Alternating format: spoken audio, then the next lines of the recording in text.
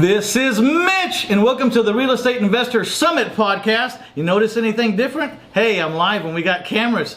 This is the first video podcast we're doing, so who knows what's going to happen. There might be all kinds of faux pas. I have a very interesting guest today, a longtime friend, I guess since the 1976 era.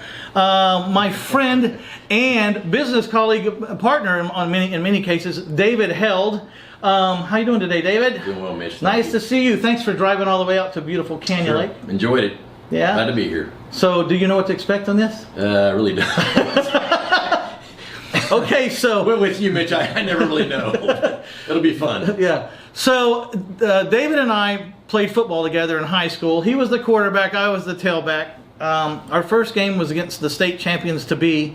Little did we know, but we never went all that far, but we had a good time, and we learned a lot in football. I think I credit my athletics to a lot of who I am. How do you feel about that? What did you get out of athletics? No doubt, it's being involved in athletics was very important. Friendships, in this case, lifelong friendships came out of it, and I think at the time I was young, I didn't see that aspect of it as a benefit, but discipline.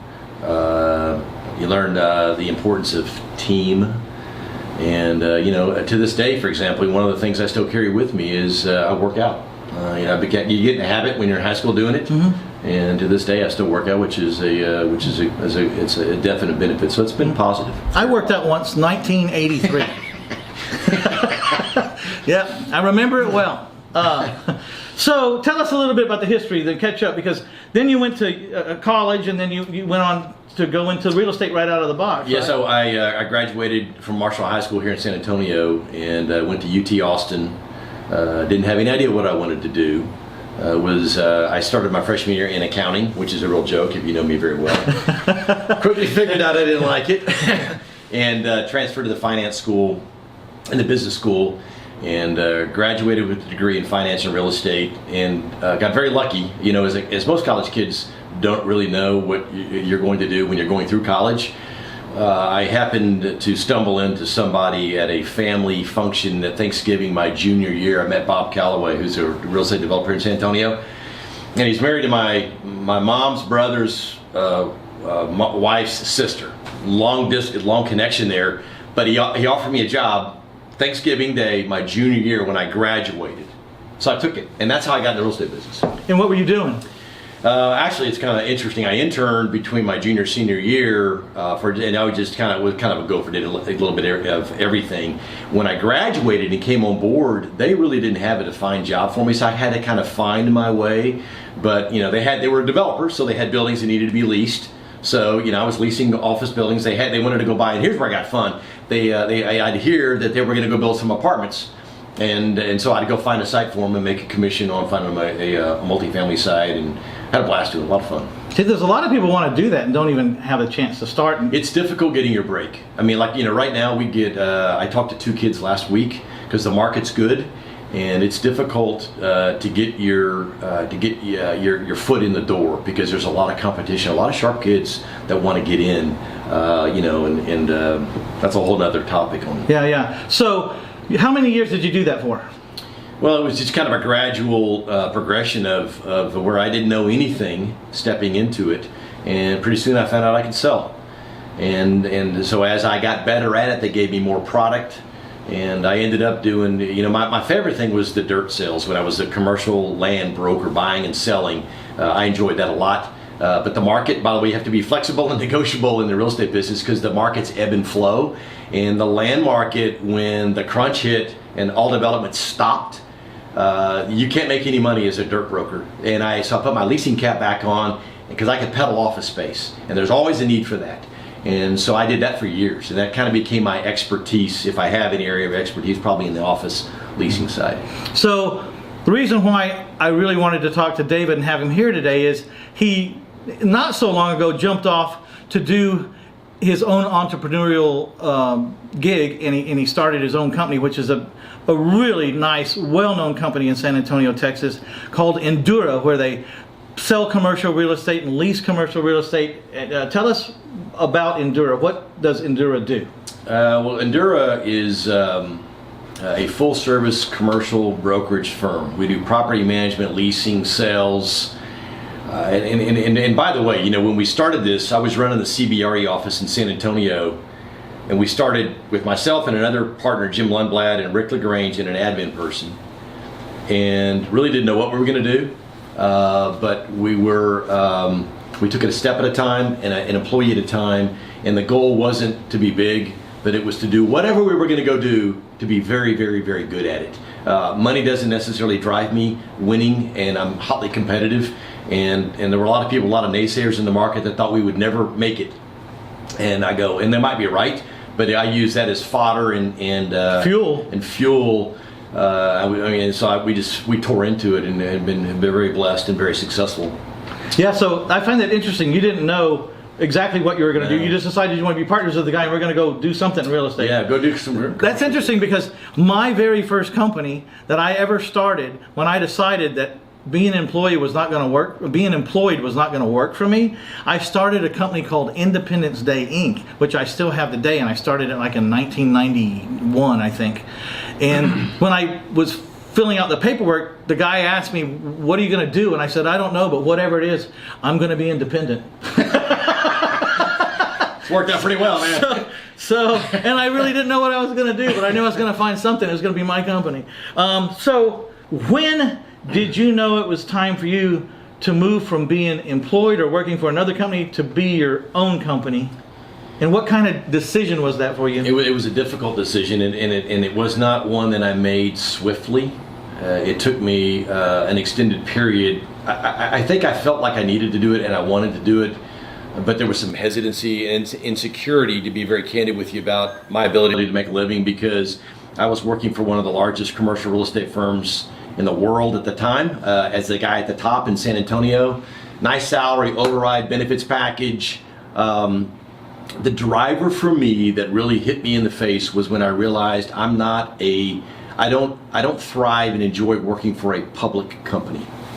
I don't, and so because I felt like some of the motives behind my directives didn't align with me and who I was and what I wanted to go do. And so after a lot of prayer and discussion with my wife and a couple of close friends, you know, I made the leap and linked up with another wonderful man that we complemented each other very well, and started our firm. You know, I always have started, for the most part, my new businesses with a partner, someone who has the other side of me that's better at something than I am. You know, it doesn't help to have two people that are the same. You need to have almost two opposites. I really felt like, Mitch, that my other partner's name is Jim Lundblad, and I felt like it was 1 + 1 = 3. Could I have done it on my own? Yes, I could have done this on my own. Would I be where I am today? Not nearly.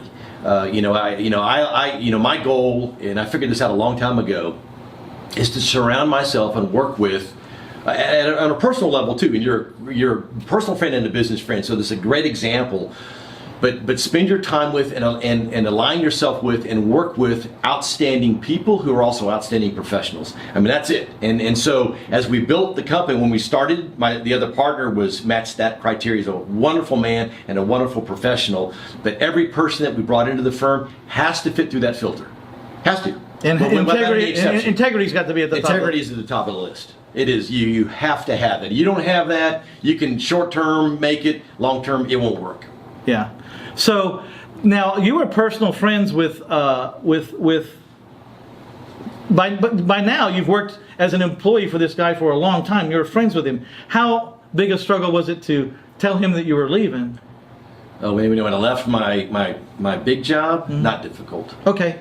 It wasn't difficult, and they were very gracious. Tried to get me to stay, and I took the high road. But to me, by the time I reached that point, I knew it was my calling. I said, I'm going to go do this. Then you'd given him a lot of years of your life. Oh yeah. I'd put in the time, made him a lot of money, and that was something else too that kind of crossed my mind. Is I'm a people person, and I love to build teams, and I thought, we've done this with other firms throughout my career. Is there anything wrong with doing this for me and my friends? And I'm really glad I did it. One of my few regrets in life is I wish I would have done it a little bit sooner. Yeah, yeah. I did it at 47, and I would have liked to have done it a little bit earlier. So now you've been self-employed. Now you had your own company. 10 years. 10 years? 10 years. Wow, I didn't know it had been that long. Yeah, time flies, bud. We're getting old. 10 years. So what's been let's start with there's two questions, the high and the low. What's the low of the 10 years?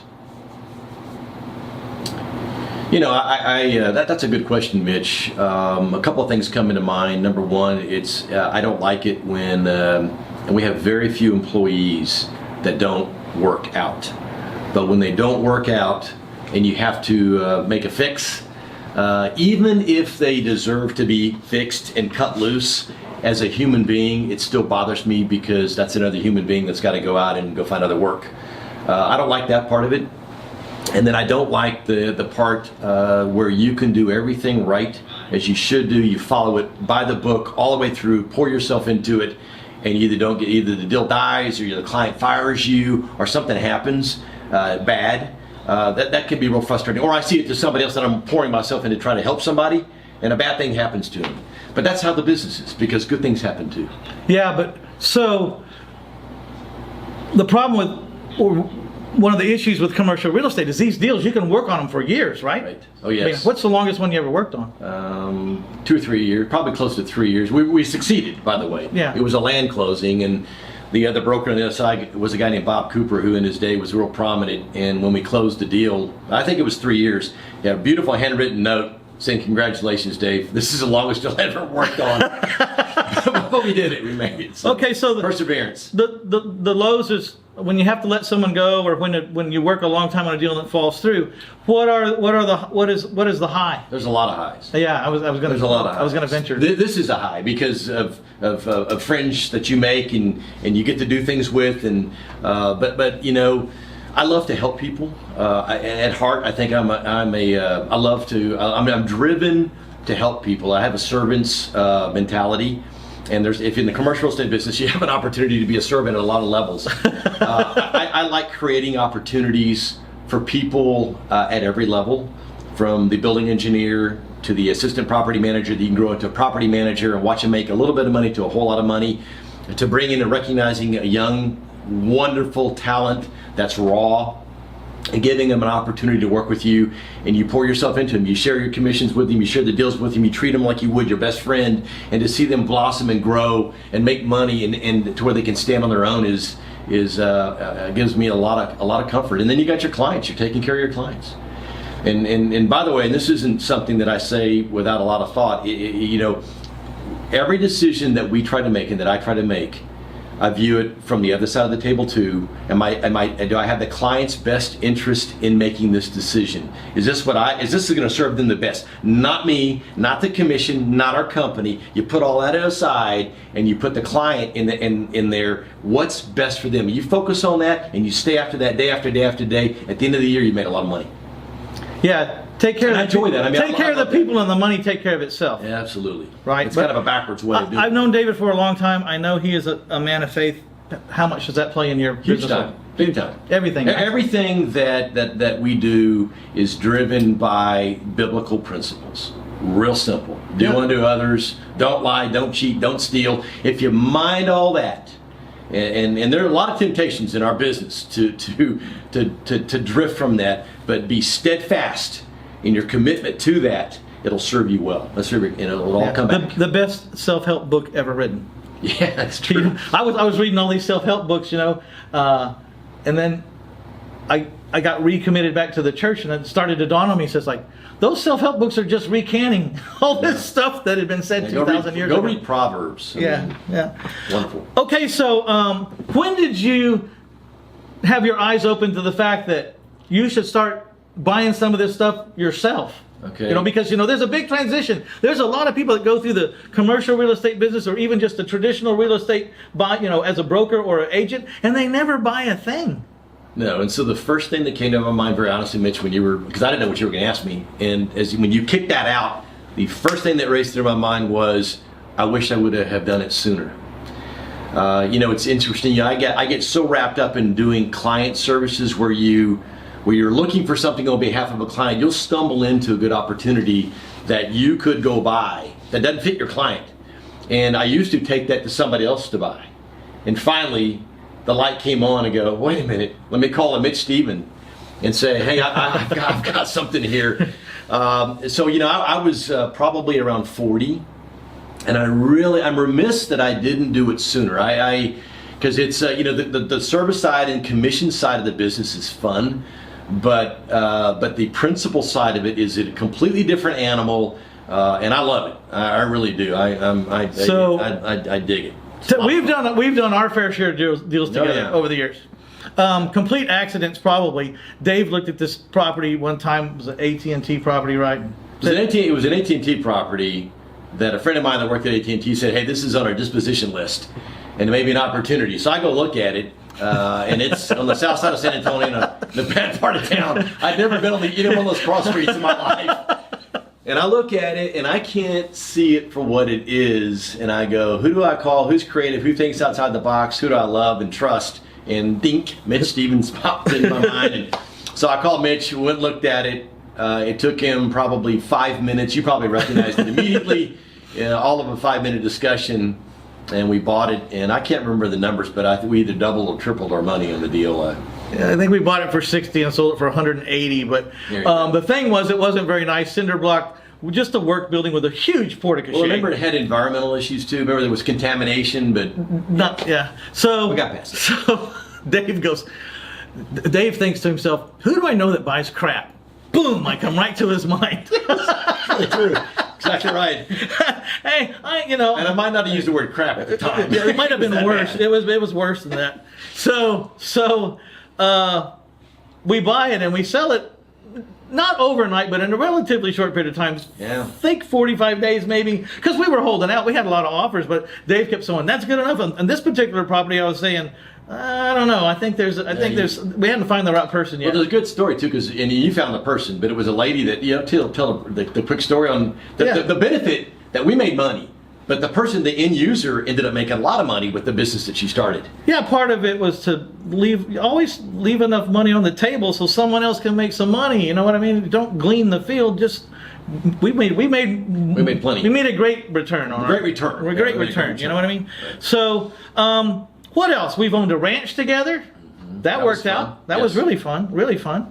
And then he went out and bought his own ranch, and then I went and had some. What is it? A margarita. No, our favorite whiskey. What is it? Oh, the Woodford. Yeah, we had some Woodford Reserve. Mitch had a little bit, and then some. And then, he talked me into buying a ranch down the street. This guy cost me $1 million, literally. I didn't talk you into it, Mitch. No, he's the one that showed me.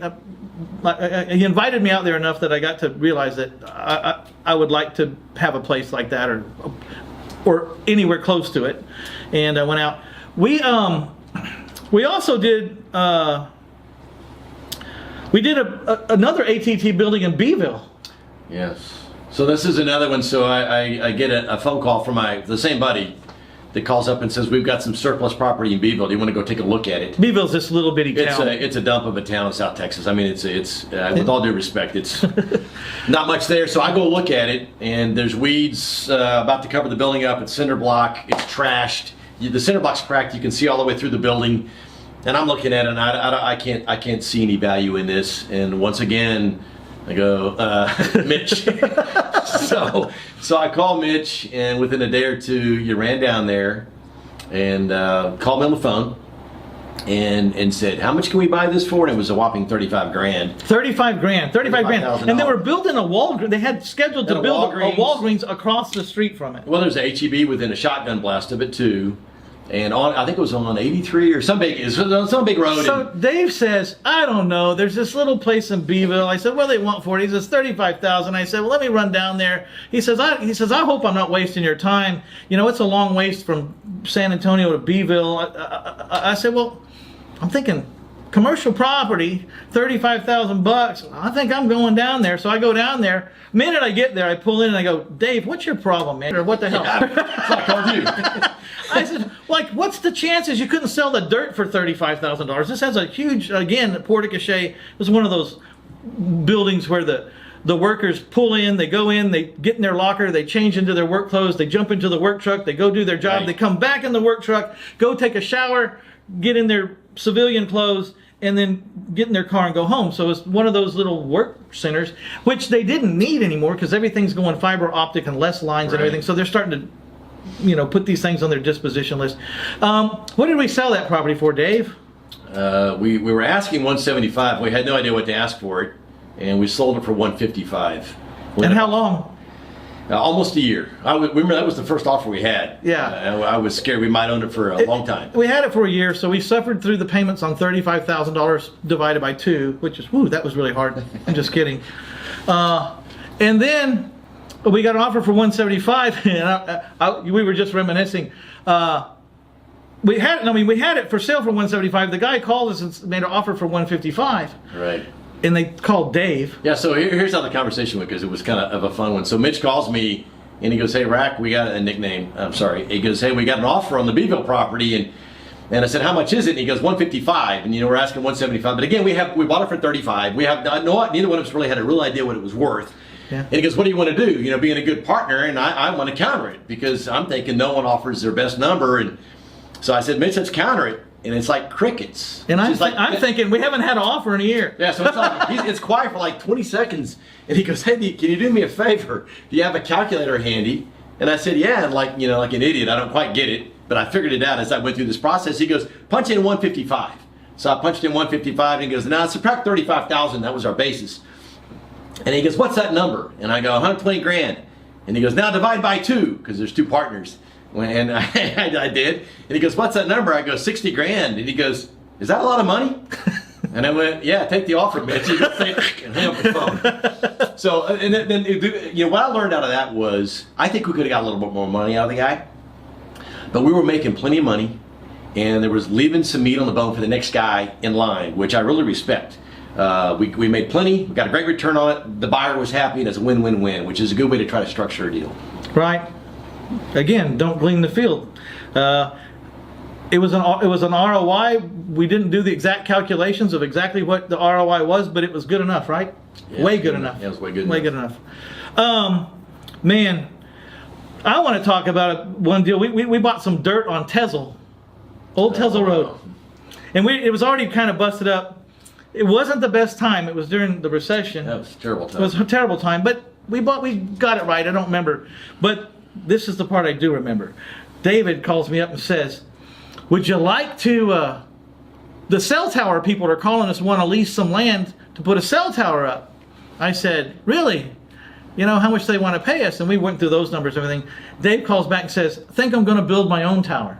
You want in on it with me?" At the time, it was the recession. I was overloaded. I had made up my mind like 4 months ago, because sometimes I get out of my lane, and every time I get out of my lane, I get hit by a semi truck. So I buy houses and owner finance houses in small little things, right? I didn't know anything about a cell tower, and I kind of convinced myself not to get out of my lane for a little while, and the recession wasn't helping that pressure.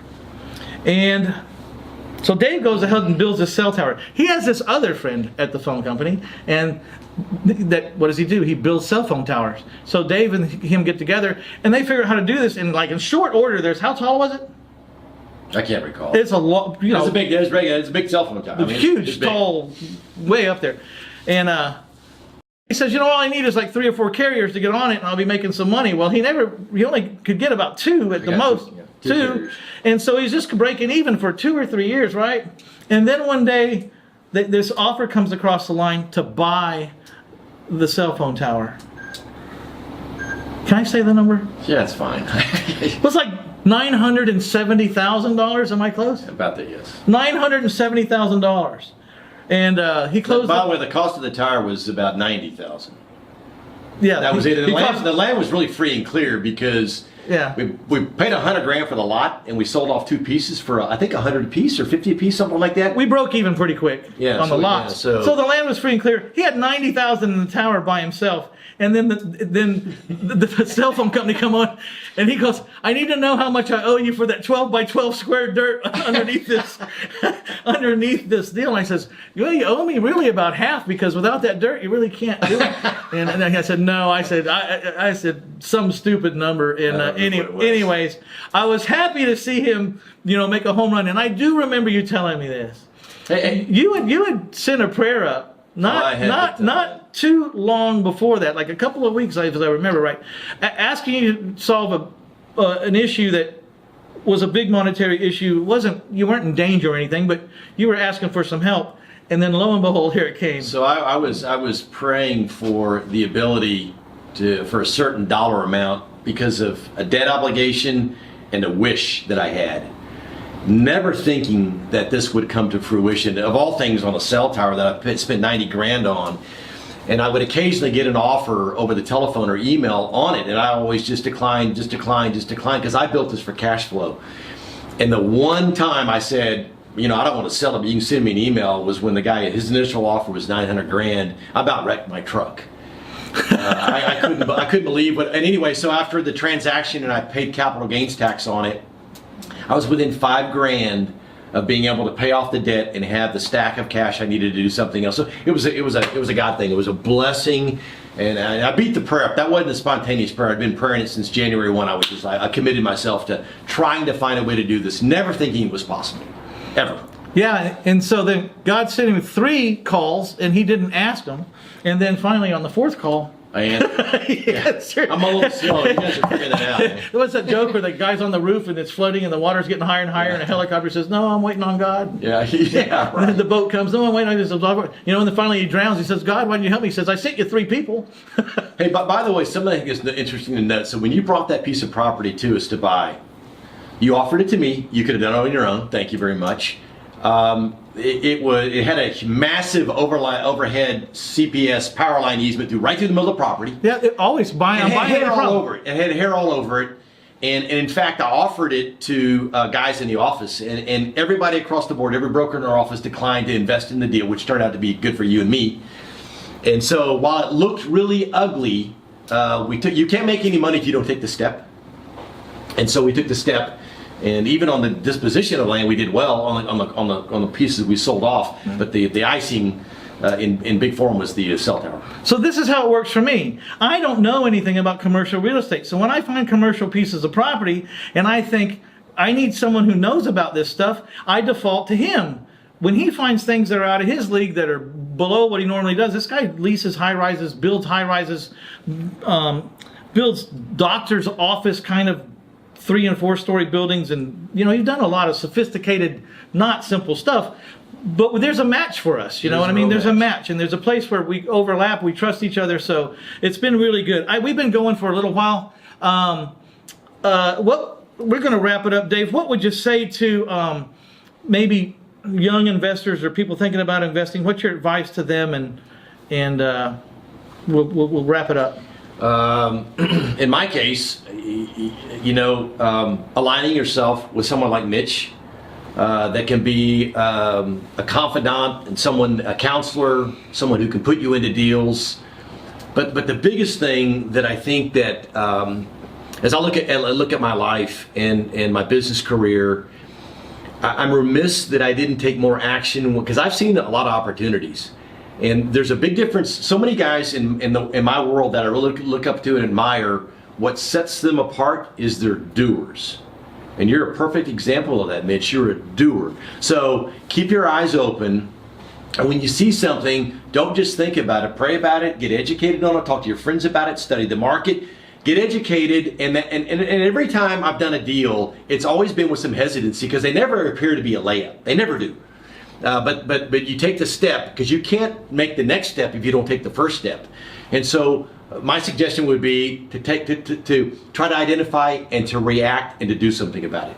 Yeah, and if you're not sure, if it's an apartment complex, you've never done apartment complexes, try to partner someone that has 10 apartment complexes. So you can hedge your bet. You're giving up half, but maybe that guy will either show you how to double what you think you can make, or they'll keep you from doing the deal at all because it's got too many problems that you're not sophisticated enough to know about. You don't know what you don't know, and you don't know what questions to ask if you've never been in that arena. So that's why picking the right partners really great. And then what's cool about picking a partner, you say, man, but I could do this deal all by myself. Well then, but when you choose partners and you let someone else in on your deal, then what happens is it comes back around, right? comes back You around. call me and say, hey, he let me in on a deal. I really don't want to do this one by myself. The first guy I'm going to call is like, I want to call Mitch because he put me on a deal. Well, there's also cases, and you've done them, and I've done them, when you do recognize it's a good deal, and you do have the wherewithal to do it all by yourself, I still split it. Still offer it to another partner too. And let me tell you, they get it real quick. Like, you don't need to do the same thing, but you're offering it just to offer it to them. We did it all comes back I did around. that one time with you on the very first deal we ever did, right? There was a little commercial place. Yes. Do you remember this? Yes, I remember it very well. You called me up, didn't have any experience. It was a mini warehouse building. You needed some expertise. I actually had some in that. I went out, looked at the property, spent an hour or two with you, drove the market, gave you some sales comps, gave you some lease comps, and I was done. I thought I'd done all that you asked of me. Several months go by. You called me back up and said, hey, Dave, are you at your office? And I was. And you came by and you gave me a white envelope with nothing on it and handed it to me. And I had no idea. I had no idea what this was about. And I opened it up and there was a check for $15,000 in there. And I was thrilled to see the check. But I thought, what's this for? And you go, remember the little mini warehouse deal you helped me out on? I go, yeah. And he goes, well, you said you netted 50 grand. Excuse me. You had a gross margin of 50. You had expenses of 5. You netted 45. And Sam was a partner with you. And you said you got another partner. He goes, I just made you a partner on the deal. So we split $45,000 net profit, a third, a third, a third. That will get you repeat business. I mean, and that I think you learn a lot about a man and his integrity and his character when you watch how they handle money. And this guy does it right. Well, True. I didn't remember some of the details of that. I remember it very well. It stunned me, Mitch. I told that story again and again and again and again to so many people. But then, like, that led to the Beeville deals. Sure. And I mean, the who's my guy saw? up? I mean, I love you and I trust you, and you got a great real estate mind, and it's been good. All right, you guys, we're going to wrap this up. This is Mitch Stephen with the Real Estate Investor Summit podcast. We're going to be going audio, video, pretty much here on out, hopefully. If you're ever in San Antonio, Texas, look me up. Maybe you can sit in that chair. I'm not the most convenient to get to, but if you're in town, get in that chair and we'll do a live video podcast with you. I can't tell you how much I appreciate you being on, watching this thing live. This is Mitch Stephen with the Real Estate Investor Summit podcast. Thanks for getting by and get you some David Held and learn about his company, Endura. We're out of here. Thank you very much.